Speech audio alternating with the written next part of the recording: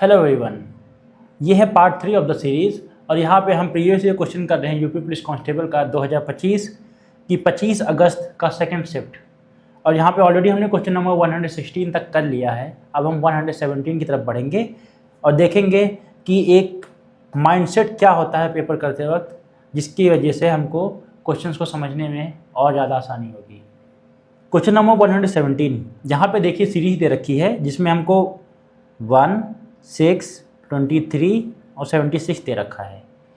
ये सीरीज बहुत ही तेज़ी से बढ़ रही है क्योंकि एक के बाद 6 आना कोई मामूली बात नहीं। 6 के बाद 23, 23 के बाद 76, यानी कि यहाँ पे मल्टीप्लिकेशन हो रहा है या फिर क्यूब हो रहा है। पर यहाँ पे पहले मल्टीप्लिकेशन चेक करेंगे, ठीक। 1 से 6 के बीच का डिफरेंस देख लेते हैं।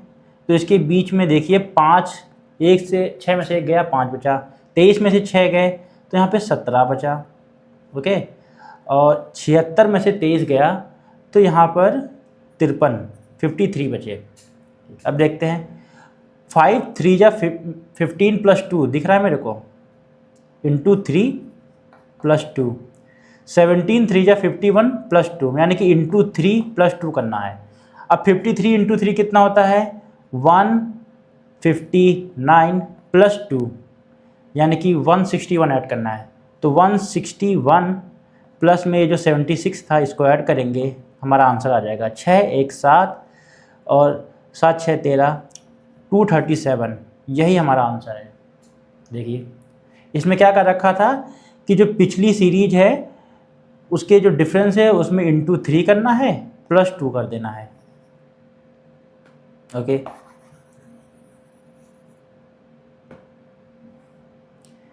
अब अगला क्वेश्चन दे रखा है कि 18 पुरुष एक काम को 14 दिनों में कर सकते हैं, तो बताइए 12 दिनों में 5 पुरुष द्वारा किया गया कार्य कितना होगा। ये टाइम एंड वर्क का क्वेश्चन है और ये क्वेश्चन आपके कम से कम 2 आते ही आते हैं। ये क्वेश्चन बहुत ही आसान होते हैं। इसमें क्या होता है, पहले देखिए इस क्वेश्चन को करते हैं। 18 यहाँ पे दे रखा है, टोटल 18 लोग एक काम को कर रहे हैं, ठीक है। और कितने दिन तक काम कर रहे हैं, 17 दिन तक, तब जाके काम पूरा हो रहा है। तो अब देखिए टोटल काम कितना होगा, अब ये निकालते हैं। टोटल काम होगा 18, जब 48 लोग कर रहे हैं और 17 दिन तक कर रहे हैं तो इनको गुणा कर लीजिए। एक दिन में 48 लोग कितना काम करेंगे, 48 काम करेंगे। तो 14 दिन तक काम कर रहे हैं, तो 14 दिन तक अगर काम करेंगे तो 14 दिन में कितना काम कर लेंगे, गुणे 14 कर दो। तो जब 48 को 14 से आप गुणा करोगे तो कितना आएगा,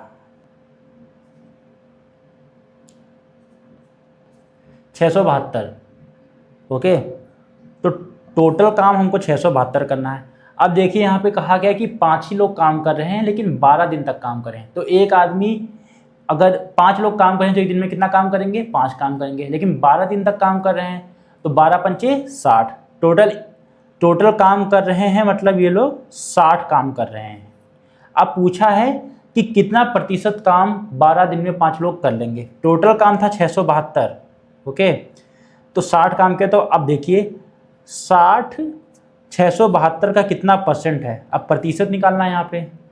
तो प्रतिशत निकालने के लिए क्या करते हैं, जितना दिया होता है यानी कि जितने मार्क्स आए हैं और कुल मार्क्स से उसको भाग दे देते हैं और गुणे 100 कर देते हैं, यही आपका प्रतिशत होता है। तो इसको जब हम काटेंगे तो इसका जवाब आएगा 8.98, ओके। तो यही आपका आंसर है। अगले क्वेश्चन की तरफ चलते हैं, फिर से बात कर लेते हैं। देखिए समय और कार्य वाले काम में ऐसे होता है कि यदि एक आदमी, देखिए एग्जाम्पल लेते हैं, एक आदमी एक दिन में 5 आम खाता है, ठीक। तो उसके आम खाने की क्षमता कितनी, यहाँ पे क्षमता निकाली जाती है, ठीक। तो एक आदमी अगर 5 आम एक दिन में खा रहा है तो बताइए 5 दिन में कितने आम खा लेगा। तो एक दिन में 5 खा रहा है तो 5 दिन में 5 से गुणा कर देंगे, 25 आम खा लेगा, ठीक। अब इसको दूसरी तरीके से देखते हैं कि एक आदमी 5 दिन में 5 आम खा रहा है, ठीक। तो यानी कि 5 दिन में 5 आम खा रहा है तो एक दिन में कितने आम खा लेगा, तो एक दिन में 5 से भी भाग कर देंगे। तो 5 को जब 5 से भाग करेंगे तो एक आंसर आएगा। यहाँ पे इस तरीके से निकालना होता है।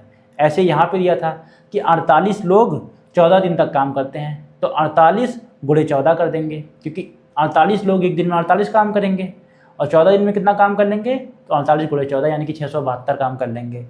अब 672 है और वहाँ पे दूसरी तरफ दे रखा है कि अब हमने सिर्फ 5 लोगों को काम पे बुलाया है, वो भी सिर्फ 12 दिन तक काम कर रहे हैं। तो 5 लोग एक दिन में 5 काम करेंगे तो 12 दिन में कितना काम कर लेंगे, 12 पंचे 60। अब यही पूछा है कि 60 672 का कितना प्रतिशत है, यानी कि वो लोग कितना प्रतिशत काम करेंगे, तो वो 8.9% यानी कि 8.9% काम कर लेंगे। अब चलते हैं क्वेश्चन नंबर 119 की तरफ। यहाँ पे दे रखा है कि इंग्लिश अल्फ़ाबेट दिया, मतलब एक लेटर दिया हुआ है TLBSBEAKLA, और इससे हमको एक खेल का नाम बनाना है जो कि अंग्रेजी शब्द का है, ठीक। उसके बाद हमको कहा गया है कि हमको दाहिनी छोर से छठा लेटर कौन सा होगा वो लेटर हमको ज्ञात करना है।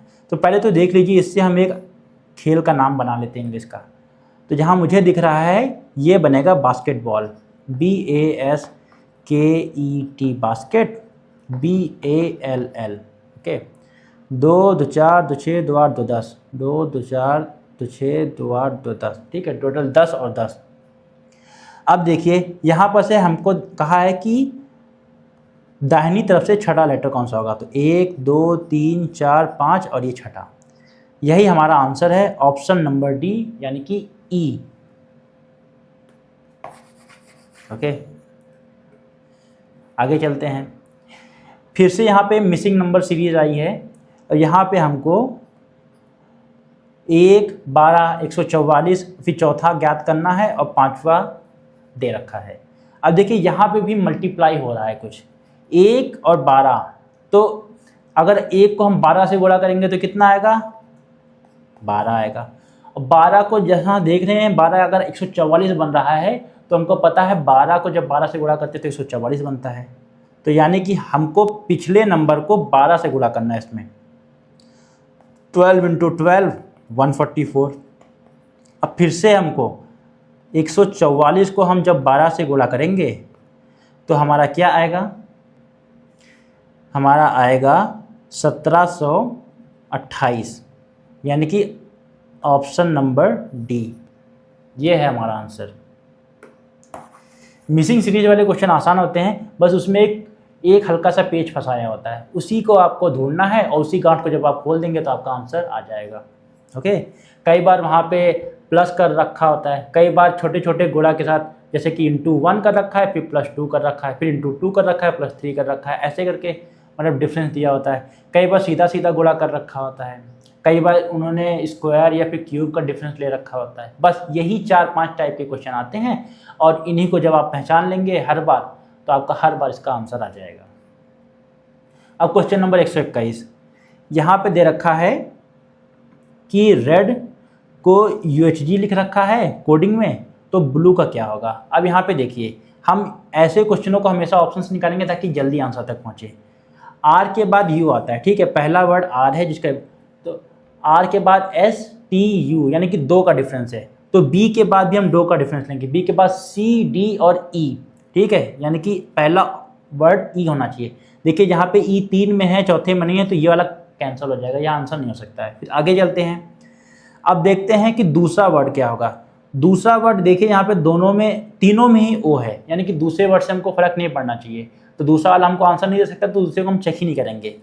फिर तीसरा वर्ड देखते हैं, हम यहाँ पे U का निकालना है, ठीक है ना। अब देखिए यहाँ पे U के बाद V W फिर X आता है, तो जिसमें भी X दे रखा हो वही आंसर होगा। तो देखिए सिर्फ इसमें एक में X दिया है, वो है ऑप्शन नंबर A, बाकी में HH दिया है, तो हमारा A वाला सही है। ऑप्शन से निकाला तो हम जल्दी पहुँच गए। तो इसमें क्या दिया हुआ था कि हमको 2 अगले वाले अल्फ़ाबेट को छोड़ के तीसरे वाले को पकड़ लेना था, बस इतना ही करना था। यानी कि A है तो B और C को छोड़ के फिर हमको D लिखना है, अगर D दे रखा है तो E और F को छोड़ के G लिखना है, बस। क्वेश्चन नंबर 122, क्वेश्चन नंबर 122 कहता है कि लिहान पार्क तक पहुंचने के लिए अपने कार्यालय से दक्षिण की ओर 8 मीटर चलता है, ठीक है। तो साथ ही साथ बनाएंगे, बताया था ना आपको, इसको नॉर्थ लेना है, ये ईस्ट हमेशा, ये साउथ और ये वेस्ट। तो दक्षिण की ओर चलता है 8 मीटर, दक्षिण की ओर चला है 8 मीटर लिख देते हैं, ठीक है ना। उसके बाद फिर वह बाईं ओर मुड़ता है, तो दक्षिण से जब बाईं ओर मुड़ोगे तो आप पूर्व की तरफ चले जाओगे, ठीक, क्योंकि उसका मुँह इधर को था। और कितना चलता है, मुड़ता है, और ट्रैफिक सिग्नल तक पहुंचने के लिए 15 मीटर चलता है। तो 8 से थोड़ा बड़ा बनाएंगे, है ना, ताकि देखने में समझ आए 15 मीटर चल रहा है। फिर वह घड़ी की विपरीत दिशा में, घड़ी लिखा हुआ है, घड़ी की विपरीत दिशा यानी कि एंटी क्लॉकवाइज। तो घड़ी हमारी ऐसे घूमती है, तो विपरीत दिशा यानी कि ऐसे, तो इस दिशा में यानी कि हमको 90 डिग्री घूमना है, यानी कि हमको उत्तर की तरफ चलना है। ओके, 90 डिग्री है ये। और कॉफ़ी शॉप तक पहुंचने के लिए 8 मीटर, फिर से 8 मीटर चलता है। अब देखिए इसकी दूरी भी यहाँ से 8 मीटर थी, इसकी दूरी भी 8 मीटर है, तो लगभग उसी जगह पे पहुंच गया जहाँ से स्टार्ट किया था, बस 15 मीटर की दूरी यहाँ से। और बाईं और मुड़ता है, फिर बाईं और मुड़ रहा है। अब देखिए उत्तर की दिशा में इंसान चल रहा है, तो बाईं और मुड़ेगा तो पश्चिम की तरफ मुड़ जाएगा। ओके, मुड़ता है और 8 मीटर चलता है। अब देखिए 8 मीटर 15 से कम है, तो कहीं यहाँ पहुँचेगा। अब बताइए, उसका घर यहाँ पर था, ठीक, लिहान का। लिहान अपने घर से किस दिशा में है? तो लिहान अपने घर से, ठीक, लिहान अपने घर से पूर्व की दिशा में है। यही आपका आंसर है। आगे चलते हैं। In a compass, every direction is rotated to 125 degree. Find the original direction. Okay, यहाँ पे दे रखा है कि एक दिशा सूचक यंत्र है। दिशा सूचक यंत्र क्या होता है? कंपास, ठीक है, जो हमको हमेशा नॉर्थ की डायरेक्शन दिखाता है, ठीक है। तो दिशा सूचक यंत्र दे रखा था और उसमें कहा था कि उसको 135 डिग्री घुमाया गया है, और घुमाया किधर गया है? घड़ी की दिशा में घुमाया गया है, यानी कि उसकी सारी जो दिशाएं थी वो घूम चुकी हैं। कौन कौन सी दिशाएं? ये नॉर्थ था, ये ईस्ट था, ये साउथ और ये वेस्ट। अब हर दिशा को 135 डिग्री में घुमा दिया, यानी कि नॉर्थ अब यहाँ ना होकर के, देखिए मैं कलर चेंज कर लेता हूँ। अब नॉर्थ 135 डिग्री, ये 90 हो गया और ये 135 यहाँ पर। तो अब जो नई दिशा बनी है, नई दिशा जो हमारी बनी है वो ये है 135 डिग्री। तो ये नॉर्थ हो गया, ठीक, नॉर्थ के बाद ये ईस्ट हो गया, ये साउथ हो गया और ये वेस्ट हो गया। अब देखिए, अब इसमें पूछा क्या है? दक्षिण पश्चिम की दिशा, ठीक है ना। तो दक्षिण पश्चिम की दिशा अब वास्तविक में कौन सी दिशा होगी? तो दक्षिण पश्चिम यहाँ पर आएगा, वो अब नॉर्थ बन जाएगा हमारा। बस यही पूछा है। इसमें कहा क्या है? इस क्वेश्चन में कहा ये था कि मान लीजिए आप उत्तर की तरफ मुँह करके खड़े हैं। अब उन्होंने कहा कि उत्तर आपकी जो दिशा है वो अब मान लीजिए कि उत्तर नहीं, वो पूरब है, ठीक, तो बाकी सारी दिशाएं भी घूम जाएंगी।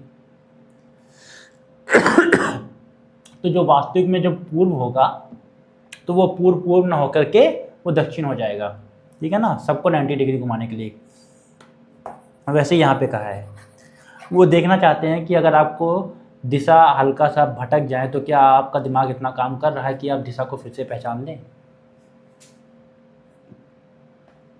Question number 124। और हाँ, एक बात और, एक भी क्वेश्चन छोड़ के नहीं आना है, ये बात मैंने आपको बार बार कही है, आज फिर कह रहा हूँ।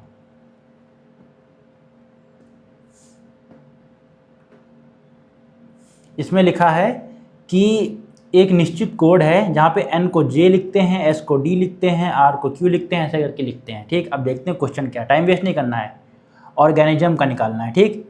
अब देख लीजिए, o का क्या लिखना है?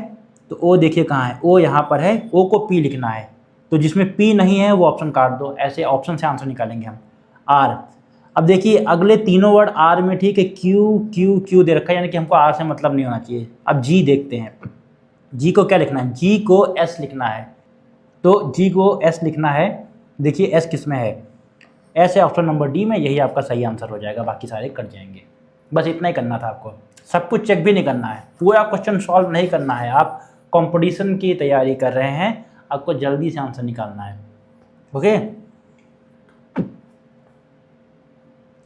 What is the angle between hour and minute hand of a clock at 3 o'clock? अब देखिए घड़ी वाला है, ये क्वेश्चन भी आता है यूपी पुलिस में। अब यहाँ पे देखिए, जब घड़ी है तो यहाँ पे देखिए, यहाँ पे 12 बजते हैं, यहाँ पे 3, यहाँ पे 9 और यहाँ पे 6 और यहाँ पे 9। ये घड़ी। अब घड़ी में इन्होंने कहा है कि 3 बजे हैं। अब 3 बजा है तो छोटी वाली यानी कि घंटे वाली जो सुई होगी उसकी दिशा ये 3 पर होगी। अब बड़ी वाली दिशा क्योंकि 3 बजा है तो उसका मुंह 12 की तरफ होगा। तो इसके बीच में पूछा है कि ये जो कोण है ये कोण कितना है। अब हमको पता है कि 90 डिग्री बना रहा है राइट एंगल पे, क्योंकि घड़ी में अगर एक सर्कल है पूरी की पूरी घड़ी तो उसमें 360 डिग्री होते हैं, तो जब उसको 4 हिस्सों में बांट दोगे तो कोण है वो 90 डिग्री आएगा। यही आपका आंसर है। ऑप्शन नंबर डी 90 डिग्री ये आपका आंसर है घड़ी में।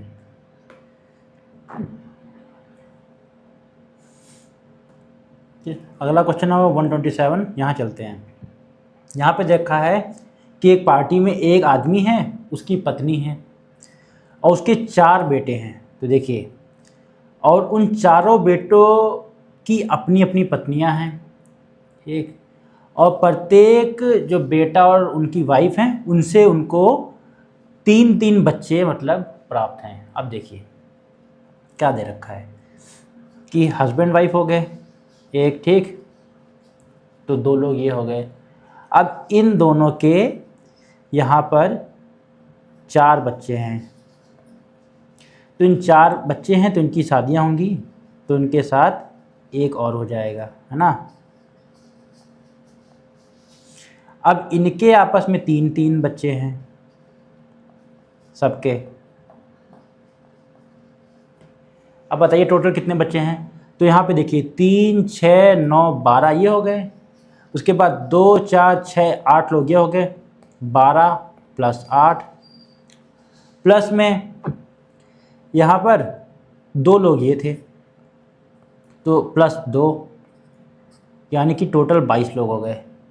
यहाँ पे पार्टी में कितने लोग थे? 22 लोग थे एक परिवार के। यही पूछ रहे थे।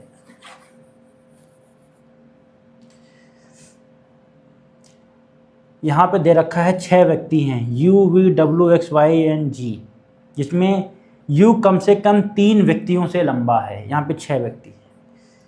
ऐसे बना लीजिए ऐसे क्वेश्चनों को सीधा 3, 4, 5, 6। तो U है वो कम से कम 3 व्यक्तियों से लंबा है। तो ज़्यादा से ज़्यादा 4 से लंबा हो सकता है, 5 से लंबा हो सकता है और सबसे लंबा भी हो सकता है। तो U यहाँ पे इतने से लंबा है तो U या तो यहाँ आएगा, ठीक। एक केस और बना लीजिए, 3 से लंबा है ना, तो U या तो 5वें नंबर पर है या फिर U 6ठे नंबर पर है। बस इन्हीं में से आपका एक आंसर आ जाएगा। W is taller than V। अब दे रखा है जो W है वो V से टॉलर, V से लंबा है। यहाँ लिख लेते हैं साइड में, W है वो V से लंबा है। कितना लंबा है पता नहीं। और V है, V is taller than exactly 1%। और जो V है V सिर्फ एक इंसान से ज़्यादा बड़ा है, तो V यहाँ पर आएगा। तो यहाँ पे दिया V सबसे छोटा नहीं, V से छोटा भी एक इंसान है तो V यहाँ पर आएगा, ठीक। तो V तीनों में यहाँ पर आएगा। अब देखिए यहाँ पे W V से बड़ा है तो यहाँ पर कितना बड़ा ये नहीं दे रखा है। X is not shorter than W। जो X है वो W से छोटा नहीं है तो X W से बड़ा होगा, ठीक। तो X जहाँ W जहाँ पर भी आएगा X उसके ऊपर आएगा हमेशा। तो अगर मैं W यहाँ लिख लेता हूँ तो X यहाँ आएगा या तो यहाँ आएगा। अगर मैं W यहाँ पे लिख लेता हूँ इस जगह पर तो X यहाँ आएगा, यहाँ लिख लेता हूँ तो यहाँ आएगा, ठीक है। आगे चलते हैं। Y is taller than U। अगर Y है वो U से टॉलर है, लिख लेते हैं। Y है वो U से टॉलर है, तो अगर U सबसे ऊपर होगा तो Y उससे लंबा ये हो नहीं सकता। तो ये वाला देखिए कट जाएगा। यहाँ पे Y लिख देते हैं और यहाँ पे भी Y लिख देते हैं, ठीक। अब 2 ही बचे हमारे पास, 3 केस लिए थे ना हमने। आगे देते हैं X is shorter than U। और जो X है वो U से छोटा है। अब देखिए U यहाँ पर है तो X जब यहाँ पे छोटा होगा तो W यहाँ आ जाएगा, ओके। और यहाँ पे जो X है लिखेंगे और उसके नीचे उसे हमको पता है कि W V से बड़ा है, लेकिन X और V आ गया तो बीच में W की जगह नहीं, तो ये वाला कैंसिल हो जाएगा। ये हमारा आंसर है। बचा एक इंसान, वो एक इंसान कौन था? वो Z था, वो तो Z सबसे नीचे आ जाएगा। ये हमारी श्रृंखला है। अब इसमें पूछा है कि चौथा सबसे लंबा इंसान कौन सा है, तो पहला, दूसरा, तीसरा छोड़ के X सबसे चौथा लंबा इंसान है, वही हमारा आंसर हो जाएगा। तो ऑप्शन नंबर सी, X हमारा आंसर है। देखिए ऐसे क्वेश्चनों में करना क्या होता है कि जैसे जैसे आपको इन्फॉर्मेशन दी जाती है उसको कहीं ना कहीं लिखते रहिए और वहाँ पे केस बना लीजिए। 2 केस बनाइए, अधिकतम 3 केस बना सकते हैं। तो जैसे जैसे आप पढ़ते जाएंगे तो उसमें से देखेंगे कि 2 केस कम हो जाएंगे 3 में से, और एक ही आपको बचेगा आखिरी में जो आपको सही लग रहा होगा, जो सारे तथ्यों को सही साबित कर रहा होगा, वही आपका आंसर होगा। ठीक है, इन क्वेश्चनों को ऐसे किया जाता है। एग्जाम्पल कैसे कि मान लीजिए आपको आपके घर की तरफ जाना है, ठीक, आपको नहीं पता आपके घर की दिशा कौन है, लेकिन आप चौराहे पे खड़े हैं तो 4 दिशाएं हैं वहाँ पे, तो आपको चारों दिशाएं सही माननी पड़ेंगी इस समय कि मेरा घर कहीं पे भी हो सकता है। तो आप एक एक करके चारों दिशाओं पर जाकर देखेंगे, आपको 3 दिशाओं में आपका घर नहीं मिलेगा, लेकिन एक दिशा में आपको घर मिल जाएगा और वही दिशा आपके लिए फिर सही दिशा हो जाएगी। इसी तरीके से यहाँ पर कि आप शुरुआत में जो दे रखा है केस बना लीजिए, तीनों केस शुरुआत में आपको सही मानने पड़ेंगे, लेकिन जैसे जैसे डाटा आपको दिया होगा तो उसमें कुछ ऐसी दिशाएं मतलब केस होंगे जो उस डाटा में फिट नहीं बैठे होंगे, उनको गलत कर दीजिए, उनको हटा दीजिए, फिर आगे बढ़ जाइए। आखिरी में एक ही आपका जो है ऑप्शन बचेगा, केस बचेगा, और वही आपका सही आंसर होगा। क्वेश्चन नंबर 129, यहाँ पे देखिए कि इनमें से एक अलग कौन सा है। 5 दे रखा है। अब देखिए यहाँ पे आपको इंग्लिश अल्फ़ाबेटिकल ABCD और उनका वो कौन सा नंबर है, जैसे A 1 है पहला, B 2 है, C 3 है। इस तरीके से R आपका कौन सा है? R आपका आता है 18 नंबर पर, ठीक। W आता है 21 नंबर पर, सॉरी W आपका आता है 23 नंबर पर, U आता है आपका 21 नंबर पर, L 12 नंबर पर आता है आपका, और Y आपका आता है 25 नंबर पर। Y के बाद Z है ना, टोटल जब भी होते हैं। तो अब देखिए 54 दे रखा है 18 के साथ में, 18 23 इंटू 3 54, 21 23 63 यानी कि U। वैसे ही 12 3 जा 36, 25 इंटू 3 75, सारे सही हैं।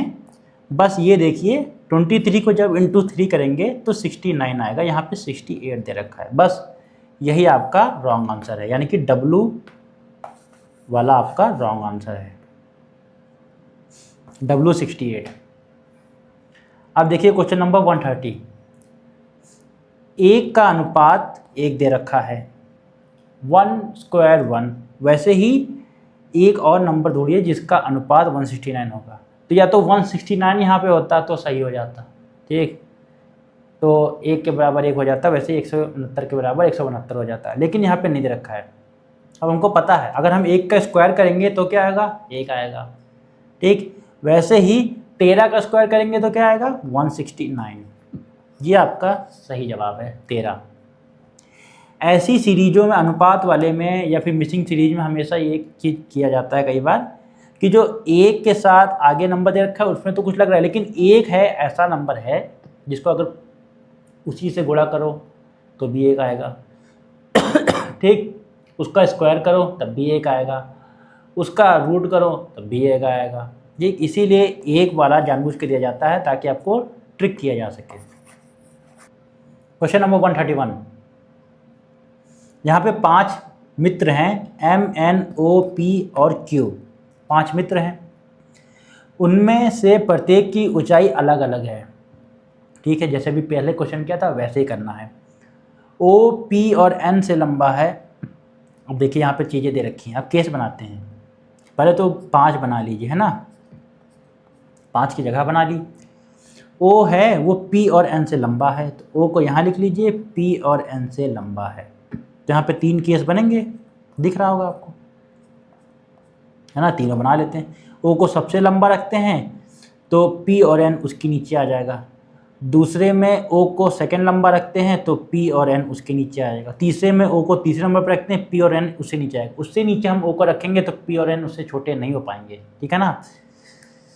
तो आप देखते हैं m q से छोटा है। अब हमको दे रखा है जो m है वो q से छोटा है, ठीक है। केवल एक व्यक्ति n से छोटा है, तो n से छोटा सिर्फ एक इंसान है, ये दे रखा है। अब यहाँ पे अब इसको सेट करते हैं,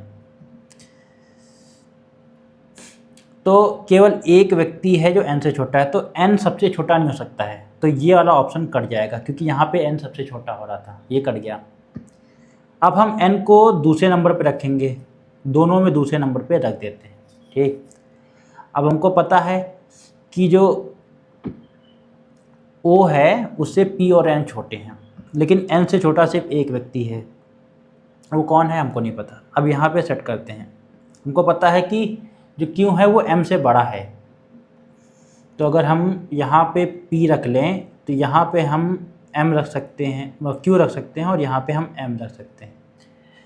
वैसे ही यहाँ पर भी हम यहाँ पे P रख सकते हैं, तो यहाँ पे हम M रख सकते हैं, यहाँ पे Q रख सकते हैं। तो सबसे छोटा इंसान कौन सा है, तो हर हाल में यहाँ पे सबसे छोटा जो इंसान है ना वो हमको M निकल के आ रहा है। दोनों केस सही हैं यहाँ पर ये, लेकिन छोटा सबसे छोटा इंसान M ही है, M से छोटा इंसान नहीं हो सकता है। यहाँ पे आगे चलते हैं, यहाँ पे मिसिंग, यहाँ पे फिगर दे रखा है, ठीक है ना, यानी कि एक आकृति दे रखी है, लुप्त आकृति हमको ढूंढनी है।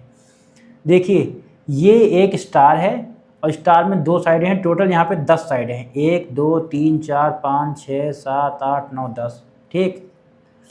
ये एक ऑक्टागन है, फिर ये 10 हो गया, ये 8 हो गया, 1 2 3 4 5 6 7 8, इसकी कितनी साइड्स हैं, फिर 6 साइड्स हैं। ये हेक्सागन है, इसकी 6 साइड्स हैं, ओके। तो अगला में यहाँ पे एक ऐसा हमको आकृति चाहिए जिसकी 4 साइड्स हों, और यहाँ पे 2 साइड्स हैं, एक ये हो गए और ये 2 साइड वाली ये आकृति है। 4 साइड वाली देखिए कौन सी है, क्या ये ट्राइंगल 4 साइड होते हैं इसके, नहीं, तो इसको गलत कर दीजिए। ये भी ट्राइंगल है, ये भी गलत हो जाएगा। ये क्या है, ये एक सेप्टागन है, इसकी 7 साइडें होती हैं, ये भी गलत। ऑप्शन ए आपका सही आंसर है, सीधा टिक कीजिए, आगे निकलिए। क्वेश्चन नंबर 133, यहाँ पे दे रखा है कि इस सीरीज में कोई एक संख्या है वो गलत है, इस श्रृंखला के हिसाब से कौन सी है वो हम ढूंढते हैं अभी। 12 के बाद 10 आ रहा है, यानी कि 2 कम हो रहा है, 2 कम हो गया। 10 के बाद 6 आ रहा है, यानी कि 4 कम हो रहा है। 6 के बाद 1 आ रहा है, यानी कि 5 कम हो रहा है, ओके। देखिए कुछ अलग लग रहा है यहाँ पे, अब के हिसाब से 2 4 फिर 6 आना चाहिए था। फिर यहाँ पे देखिए -8 आ रहा है, यहाँ पे 9 कम हो रहा है, और यहाँ पर से टोटल 10 कम हो रहा है। अब देखिए अगर हम इसको ठीक कर दें, यहाँ पे इसको यहाँ पे 6 कर दें तो ये अपने आप 8 हो जाएगा, यानी कि सिर्फ ये वाला ऑप्शन है जो गलत है, यहाँ पे 0 आना चाहिए था, यही हमारा सही है। क्वेश्चन नंबर 134 की तरफ चलते हैं।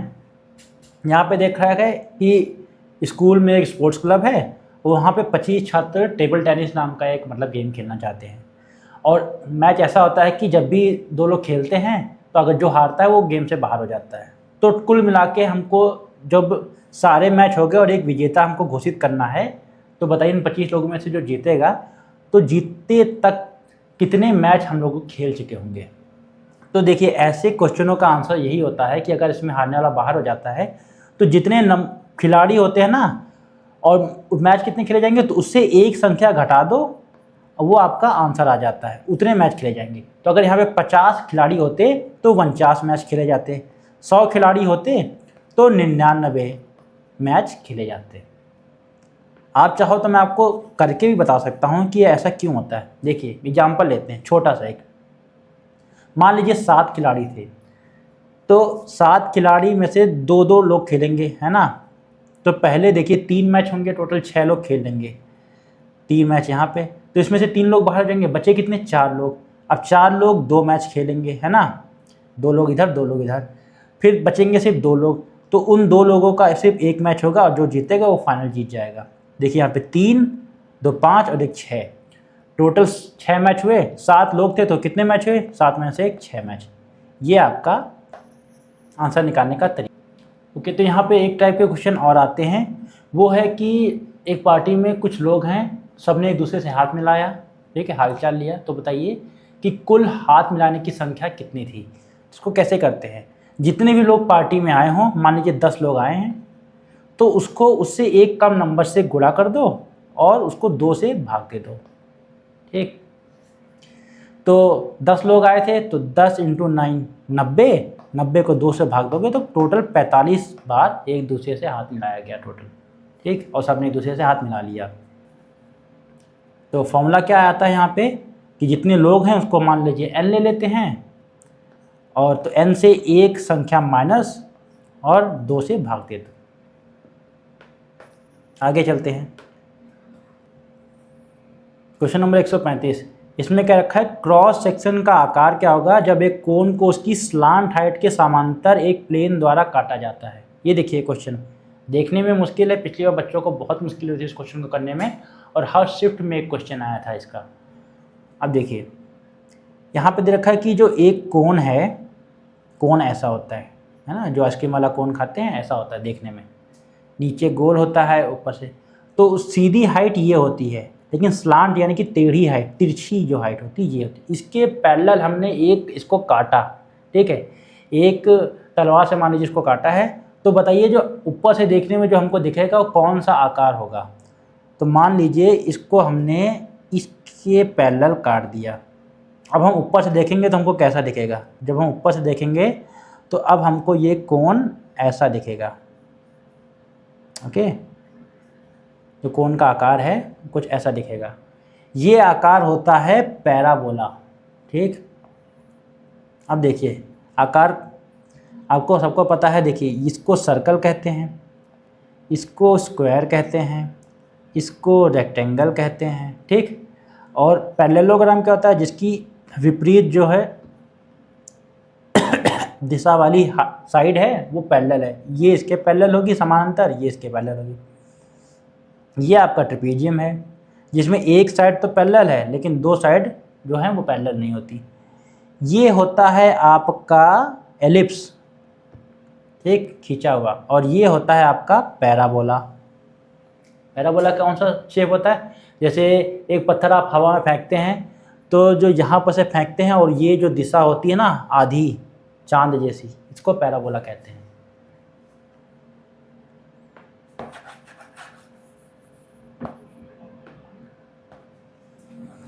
अब देखिए ऑड वन इनमें से कोई एक है जो अलग है मेरे हिसाब से। देखिए इसमें 3 गोले के अंदर दे रखे हैं, 2 गोले के बाहर दे रखे हैं, इसमें 2 ही अंदर दे रखे हैं, इसमें भी 3 अंदर 2 बाहर, 3 अंदर 2 बाहर। ये है आपका, क्योंकि इसमें सिर्फ 2 है ना, तो ये ही सबसे अलग लग रहा है, क्योंकि इसमें भी 5 इसमें है, 5 इसमें, 5 इसमें टोटल 4 ही हैं, तो यही आपका गलत आंसर है। आगे चलते हैं,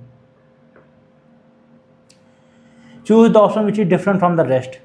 एक ऐसा जो बाकियों से अलग है, उत्तरी अमेरिका, अर्जेंटीना, दक्षिणी अमेरिका और यूरोप। अब देखिए उत्तरी अमेरिका एक महाद्वीप यानी कि एक कॉन्टिनेंट है, ठीक। दक्षिण अमेरिका, साउथ अमेरिका भी एक कॉन्टिनेंट है, ठीक।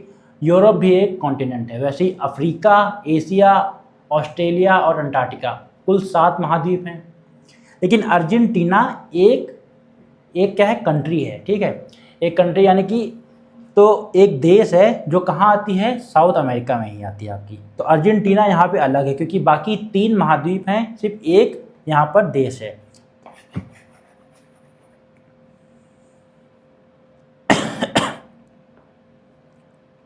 क्वेश्चन नंबर 138, इसमें दे रखा है कि वाटर इमेज बनानी है, यानी कि जल प्रतिबिंब। अब देखिए शीशा आकृति बनाए चाहे जल की आकृति परछाई बनाए, दोनों एक ही जैसी होती हैं। अब देखिए इसमें जो हमको इसकी प्रतिबिंब बनाना है वो यहाँ पे शीशा यहाँ नहीं रखा है, शीशा मान लीजिए यहाँ रखा है इस साइड, पानी भी इसी साइड, तो यहाँ पे इसका प्रतिबिंब इसके अंदर बनेगा नीचे।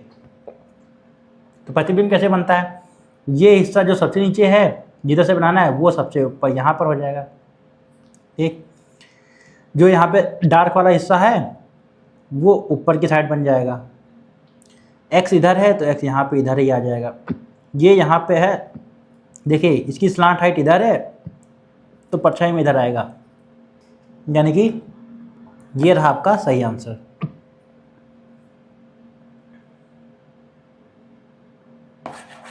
आगे चलते हैं।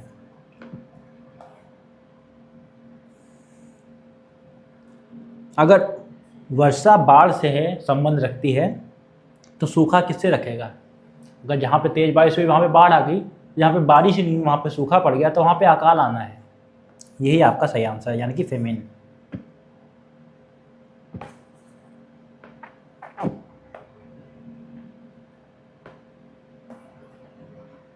अब देखिए, नवीनीकरण और गैर नवीनीकरणीय ऊर्जा स्रोत अलग अलग क्यों हैं? 4 ऑप्शन दे रखे हैं, रिन्यूएबल और नॉन रिन्यूएबल। रिन्यूएबल वो होते हैं जो ख़त्म ना हो सकें, ठीक है, और जिनका कोई अंत ना हो। नॉन रिन्यूएबल यानी कि गैर, जो अपने आप ही बोल रखा है, जो गैर नवीनीकरण, जो दोबारा से नवीनीकरण दोबारा से ना बनाया जा सके, वो गैर नवीनीकरणीय हो गया है ऊर्जा स्रोत। नवीनीकरणीय में कौन सा आता है? जैसे धूप, आज इस्तेमाल कर लो कल फिर आएगी, ये ख़त्म नहीं कर सकते हो आप। पानी से जो हम बनाते हैं, जब तक पानी है तब तक उसमें से ऊर्जा हम निकाल सकते हैं, है ना, हाइड्रो पावर प्लांट। लेकिन अगर देख लीजिए आप पेड़ की जो लकड़ियाँ हैं घर में उसको जला दीजिए, आज जला देंगे कल काम ख़त्म, ठीक। ऐसे करके जो न्यूक्लियर पावर प्लांट वगैरह जितने भी हैं, ये सारे के सारे जो एक बार ख़त्म, जैसे पेट्रोल डीजल है, इनको जला दिया काम ख़त्म, दोबारा नहीं बन पाएंगे जल्दी, इसीलिए गैर नवीनीकरणीय में आते हैं। ऑप्शन में क्या दे रखा है कि नवीनीकरणीय ऊर्जा स्रोत परिमित हैं, जबकि गैर नवीनीकरणीय ऊर्जा स्रोत अनंत हैं। बिल्कुल विपरीत दे रखा है जो इनको होना चाहिए, तो ये गलत हो गया। अगला दे रखा है गैर नवीनीकरणीय ऊर्जा स्रोत अच्छे ऊर्जा स्रोतों की तुलना में अधिक पर्यावरण के अनुकूल हैं। बिल्कुल उल्टा कर रखा है, ठीक है। पेट्रोल वगैरह जलाते हैं तो इससे प्रदूषण होता है, लेकिन जैसे धूप है, धूप से आप सोलर पैनल की मदद से लाइट बना रहे हैं, उसमें आपका कोई प्रदूषण नहीं हो रहा है। थर्ड क्या दे रखा है कि गैर नवीनीकरणीय ऊर्जा स्रोत सूर्य से प्राप्त होते हैं, जबकि नवीनीकरणीय ऊर्जा स्रोत पृथ्वी से प्राप्त होते हैं, ये भी गलत। चौथा देखो, नवीनीकरणीय ऊर्जा स्रोत समय के साथ स्वाभाविक रूप से फिर से भरा जा सकता है, ये बात सही है, जबकि गैर नवीनीकरणीय ऊर्जा स्रोत नहीं भरा जा सकता है, इसलिए ऑप्शन डी सही है। एक ही ऑप्शन था। और देखिए जानबूझ के लोग ये ऐसा करते हैं कि जो सही ऑप्शन है कई बार आखिरी में देते हैं, ताकि इतना लेंदी क्वेश्चन है आप बार बार पढ़ें, हल्का से भी कंफ्यूज होंगे तो गलत मार्क करेंगे, नहीं तो आपका टाइम तो लेकर गया ही क्वेश्चन ये, क्योंकि लाइन में पढ़ते हैं सब लोग, ऐसे क्वेश्चनों को जानबूझ के बनाया जाता है। 141, एक ग्रुप में 1280 लोग हैं, ठीक, उनका एक समूह है, लेकिन उनको कुछ हिस्सों में, क्योंकि टीचर और स्टूडेंट गए थे तो उनको कुछ हिस्सों में बांटा गया है, और हर 15 बच्चों के साथ एक एक टीचर को भेज दिया गया, ताकि एक जो 15 बच्चों का समूह, उस पर एक टीचर है तो उनको संभाले, है ना, उनका ध्यान रखे, उनको कोई जरूरत है तो, ऐसे करके किया है। टोटल कुल बच्चों और टीचर जो गए थे उनकी संख्या कितनी थी? 1280, जिसमें बच्चे भी हैं और टीचर भी हैं। तो बोल रहे हैं कि जो 15 बच्चों के साथ एक टीचर हैं, ऐसे कितने ग्रुप बनाएंगे कि हमारा पूरा काम हो जाए। अब देखिए 1280 है, उसको हम भाग देंगे, 15 बच्चे थे, 15 बच्चों पे एक टीचर, यानी कि टोटल 16 से भाग देंगे तो हमारा आंसर आएगा 80। 15 से भाग नहीं देना है, क्योंकि एक ग्रुप में कितने लोग थे? 16 लोग थे टीचर को मिलाकर, यही हमारा सही आंसर है।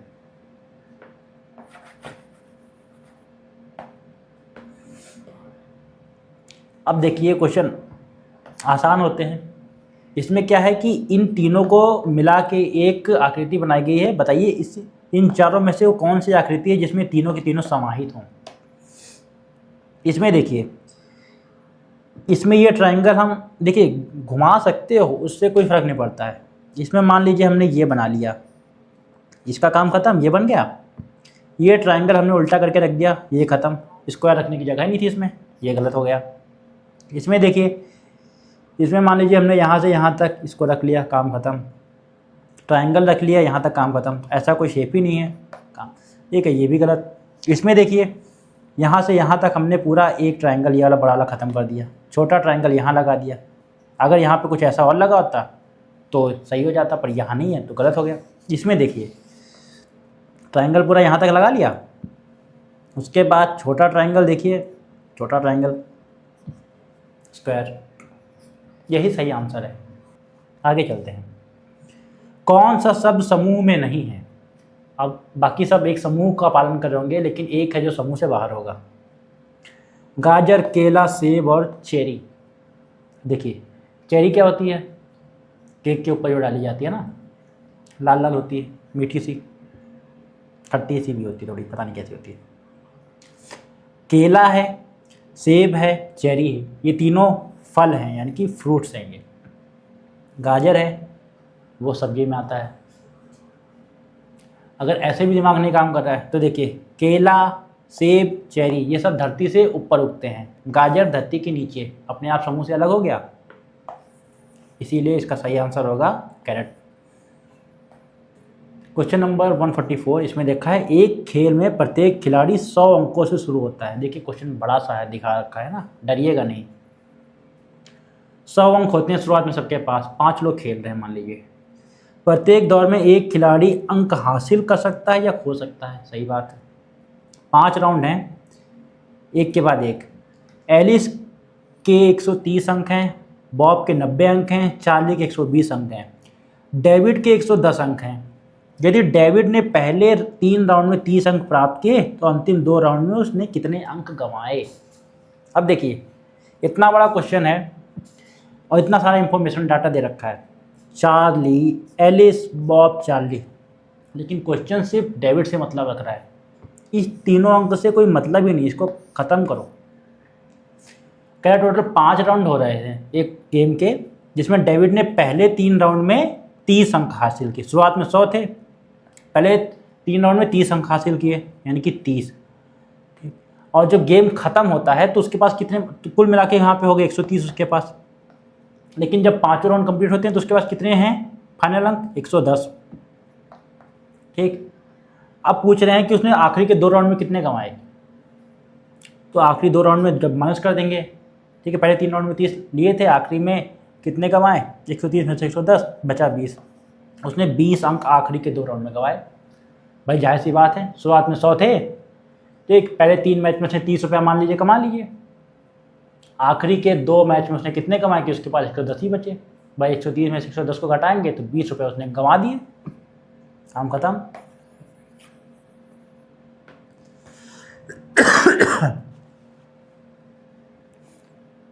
क्वेश्चन नंबर 145, ए प्लस बी यहाँ पे है, इसका मतलब ए प्लस बी का मतलब है A is brother of B.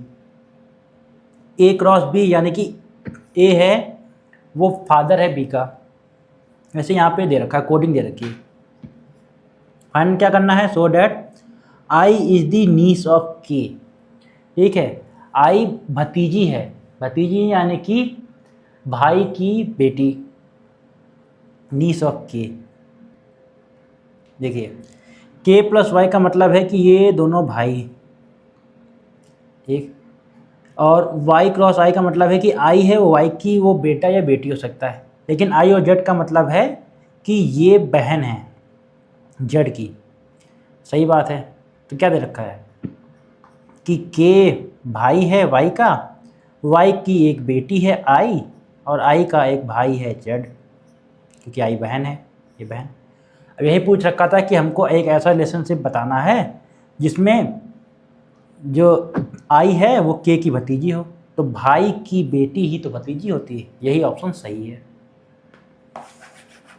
ऐसे ही आपको निकालना है। अगला question, find out the number of triangles in the given figure. यहाँ पे देखिए दिमाग ना लगाइए, गिन डालिए सीधा। ऑप्शन देखिए 39, 46, 60, 32, दूर दूर दे रखे हैं, यानी कि पूरे के पूरे ना गिनिए, जहाँ को लगे कि आपने सारे गिन डाले हैं उसी के आसपास वाला चुन डालिए, काम खत्म। 1 2 3 4 5 6 7 8 9 10 11 12 13 14 15 16 17 18 19 20 21 22 23 24 25 26 27 28 29 ये 30 हो गया, 31 हो गया है, ये 31 तक हो गया है, ये 32, ये 33, ये 34, ये 35, 36, 37 और मैं 37 के आसपास पहुंच गया हूँ। अब देखिए 32 तो हो सकता है क्योंकि 37 से छोटा है, और 39 कुछ देर और गिनते हैं। 37 के बाद अब ऑप्शन बता है, इन्हीं 39 और 46 में से कोई एक होगा। 38 छोटा वाला, 42, 40, 41, ठीक, 46 आंसर है क्योंकि मैं 41 तक पहुंच गया हूं। ऐसे करके आंसर निकालते हैं। तुक्का ही मानना है तो स्मार्ट गेस करेंगे। टाइम कम था, सारे गिने बैठेंगे तो बाकी क्वेश्चन छूट जाएंगे। आखिर समय चल रहा है। क्वेश्चन नंबर 147, इसमें अगले वाला एक हमको फाइंड करना है। अब देखिए, जो इसका संबंध इससे होगा तो इसका संबंध इससे होगा। ये जो स्क्वायर था वहाँ पे इसके लेफ्ट हैंड साइड में नीचे स्टार दे रखा है। अब क्या है, इसको जब हम पलट दिए यहाँ पे स्क्वायर का तो स्टार ऊपर चला गया। वैसे इसको पलट देंगे, ट्रायंगल को पलटेंगे तो ट्रायंगल उल्टा हो जाएगा। स्टार ये सर्कल इधर है तो सर्कल इधर चला जाएगा। ये ऑप्शन किस में है? ऑप्शन नंबर ए, यही सही है, आपका आंसर है। क्वेश्चन नंबर 148, इसमें से अलग कौन सा है? एक अलग फाइंड करना है हमको।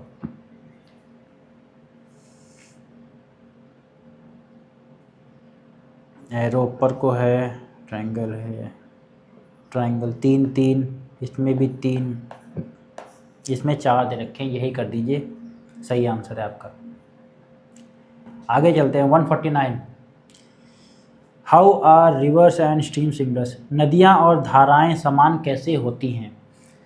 तो दोनों में नमकीन पानी होता है क्या? नदियों में और धाराओं में नमकीन पानी होता है? नहीं, इसमें मीठा पानी होता है। गलत है ऑप्शन। दोनों रेगिस्तान में पाई जाती हैं क्या? नदियाँ रेगिस्तान में पाई जाती हैं? नहीं पाई जाती।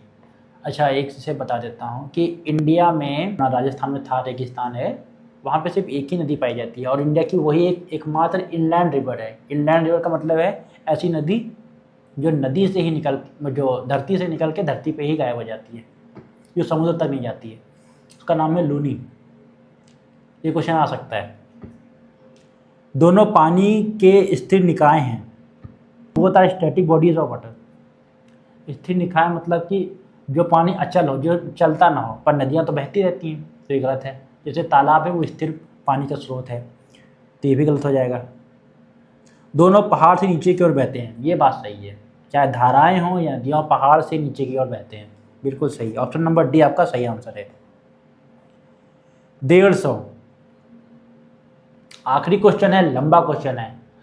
जो स्पीड में करेगा, क्वेश्चन नहीं छोड़ेगा, टाइम बचाएगा, इधर उधर ध्यान नहीं भटकाएगा, जिसने प्रैक्टिस की होगी वो यहाँ तक पहुँचेगा और इस क्वेश्चन को करने की हिम्मत करेगा, वरना टाइम इतना कम होगा कि सिर्फ टिक मार के आएगा। हमारे पास टाइम है, हम आपको करके दिखाते हैं। क्वेश्चन मुश्किल नहीं है, लंबा है। दे रखा है कि कंप्यूटर शिक्षा केंद्र में संकाय सदस्यों के चयन के लिए शर्तों पर विचार कीजिए। मतलब एक वैकेंसी निकली है और अगर आपको वहाँ पे नौकरी पानी है तो आपकी कुछ शर्तें हैं उनकी, उनको पूरा करना होगा। 1 नवंबर 2023 तक आयु 30 से 28 वर्ष के बीच होनी चाहिए। मतलब आपकी आयु सीमा दे रखी हो 23 से लेकर 28 के बीच में होनी चाहिए, लेकिन 1 नवंबर 2023 तक कट ऑफ डेट दे रखी है ना। कार्य अनुभव या प्रोग्रामिंग अनुभव, ये तो आपको वर्क एक्सपीरियंस होना चाहिए, प्रोग्रामिंग का आपके पास एक्सपीरियंस होना चाहिए। ठीक। तीसरी शर्त क्या है? कम से कम 60% अंकों के साथ कंप्यूटर एप्लीकेशन में पोस्ट ग्रेजुएट डिग्री होनी चाहिए। आपके पास पीजी की डिग्री होनी चाहिए जिसमें कम से कम आपके 60% मार्क्स होने चाहिए। चौथा दे रखा है कि इंटरव्यू में 50 में से न्यूनतम 25 अंक, जो आखिरी में इंटरव्यू होगा उसमें 50 में से कम आपके 25 मार्क्स आने चाहिए। ठीक। उसके बाद यदि उम्मीदवार के पास पीजी नहीं है तो मामला वरिष्ठ संकाय सदस्य को भेजा जाना चाहिए। अगर आपके पास पीजी नहीं है, बाकी सब कुछ आपके पास है, तो आपका मामला पीजी वरिष्ठ संकाय के पास भेजा जाएगा, वो तय करेंगे आपको नौकरी देनी है कि नहीं देगी। यदि उम्मीदवार इंटरव्यू में न्यूनतम अंक प्राप्त नहीं कर पाता, यानी कि 25% से कम, मतलब 25 मार्क्स से कम कर पा रहा है 50 में से, तो मामला संस्थान के प्रिंसिपल को भेजा जाएगा। यदि उम्मीदवार आयु सीमा को छोड़ के अन्य सभी योग्यताओं को पूरा करता है तो मामला केंद्र के निदेशक को भेजा जाना चाहिए। अगर आपके पास सब कुछ और है लेकिन आयु सीमा आपकी है वो कम या ज़्यादा है, तब केंद्र के जो निदेशक हैं उनके पास भेजा जाएगा आपका मामला। अब देखिए, एक मनीष कुमार का लड़का आता है। मनीष कुमार ने एमएससी की है, यानी कि पीजी कर रखी है। कहाँ से की है? कंप्यूटर साइंस से की है। सही बात है, बड़ी अच्छी बात। 62% मार्क्स है, जो कि 60 से ज़्यादा है। सही बात। जन्म तिथि 10 जुलाई 1990 है। कंप्यूटर शिक्षक के रूप में 4 साल का अनुभव भी है इसके पास। इंटरव्यू में 40% अंक प्राप्त हुए हैं। अब 50 में से 40% अंक हैं, यानी कि 20 मार्क्स, जो कि 25 अंकों से कम है। एक यहाँ पे इसको झटका लगा, अगर 25 से ज़्यादा होते। दूसरा, इसकी जो डेट ऑफ बर्थ है 1990 से 2023 के बीच में टोटल 33 साल का फ़र्क है, जबकि आयु सीमा 23 से लेकर 28 साल के बीच में होनी चाहिए थी। दूसरा झटका इसको यहाँ पे उम्र के साथ लगा। अब इसको 2 झटके जो लगे हैं उसके लिए इसका जो डाटा है वो किसी और को नहीं भेजा जा सकता, क्योंकि अगर आपके पास एक कमी होती, ठीक है, तो आपको चीज़ें भेज दी जाती इधर उधर। ऐसे में इसको क्या करना चाहिए? ऐसे में करना चाहिए candidate is not to be selected, option number B, कि जो उम्मीदवार है उसका चयन नहीं किया जाना है। अगर उसकी आयु कम होती, मान लीजिए सिर्फ आयु कम या ज़्यादा होती, तो जो मामला है वो महानिदेशक को भेज देते, यानी कि जो है वो डायरेक्टर को हम भेज देते, यानी कि ऑप्शन डी कर देते। लेकिन नहीं, उसके पास ना इंटरव्यू में मार्क्स कम है, तो अगर इंटरव्यू में मार्क्स कम होते सिर्फ प्रिंसिपल को भेज दिया जाता। ऑप्शन में नहीं है, ऑप्शन बी ही सही है, क्योंकि उसके पास 2 क्राइटेरिया फुलफिल नहीं हो रही है। अब देखिए, यहाँ पे हमने ढेर सारे क्वेश्चन कर लिए हैं। ओरिजिनल पेपर का मैंने मैथ और रीजनिंग आपको यहाँ पे बता दिया है। यहाँ पर से हमको क्या सीखने को मिला? सीखने को हमको ये मिला, क्वेश्चंस मुश्किल नहीं आ रहे हैं। जो आपके काटने पीटने वाले चीज़ें थी, संख्याएं, जैसे यहाँ पे 76 दे रखा है, तो यहाँ पे आपको सीधा सीधा 19 दे रखा होगा काटने के लिए, क्योंकि काटने में आपको जैसे 19 के पहाड़ा में 76 4 पर आता है, तो आसानी से कट जाएगा। काटने में आपको मुश्किल नहीं होगी। कैलकुलेशन में आपको दिक्कत नहीं आएगी, क्योंकि लेंदी कैलकुलेशन नहीं दे रखी है। कांस्टेबल का पेपर है, पेपर मुश्किल नहीं है, लेंदी है। बस आपका दिमाग, आपको क्वेश्चन देख के घबराना नहीं है। टुकड़ों में क्वेश्चन को पढ़िए, टुकड़ों में लिखते जाइए और करके आगे बढ़ जाइए। किसी भी क्वेश्चन से डरना नहीं है। क्वेश्चन लंबा जरूर हो सकता है लेकिन मुश्किल नहीं होगा। सारे क्वेश्चंस करने हैं 150 के 150, क्योंकि नेगेटिव मार्किंग है नहीं। और अगर आपके पास टाइम नहीं बचता है और आपका पेपर का समय जो है वो ख़त्म हो जाता है और आपके पास क्वेश्चन बचते हैं, तो ऑप्शन बी या फिर सी उसको चुन के आइए, क्योंकि अभी हमने जितने क्वेश्चन किए मैक्सिमम का आंसर बी या सी में से था, ए और डी का बहुत ही कम था। तो सही होने के चांसेस आपके वहाँ पे ज़्यादा रहेंगे। लेकिन एक भी क्वेश्चन आप छोड़ के नहीं आएंगे। गोला आप ढंग से भरेंगे, गोला पूरा अंदर तक भरा होना चाहिए, ठीक है ना। और उसके साथ साथ आपको बाकी सारी चीज़ों का ख्याल रखना है। एडमिट कार्ड लेके जाना है और आधार कार्ड भी लेके जाना है, वहाँ पे आपका फिंगरप्रिंट लगेगा। Okay, thank you guys, have a nice day. और जल्दी हम मिलते हैं बाकी सारे मैथ और रीजनिंग के सेशन से।